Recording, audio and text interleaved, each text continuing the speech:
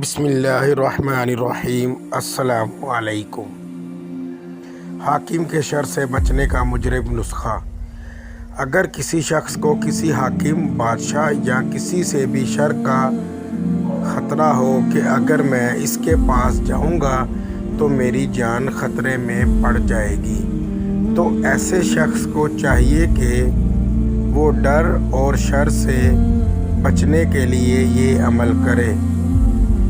عمل یہ ہے کہ ایسے شخص کے پاس جانے سے پہلے یہ کلمات پڑھے: کاف ہا یا عین صاد ہا میم عین سین قاف۔ پھر ان تینوں کلمات کے 10 حرفوں کو اس طرح شمار کرے کہ دائیں ہاتھ کے انگوٹھے سے شروع کر کے اور بائیں ہاتھ کے انگوٹھے پر ختم کرے۔ جب اس ترکیب سے شمار کر لے تو دونوں ہاتھ کی مٹھیاں بند کر لے اور دل میں سورۃ الفیل پڑھے۔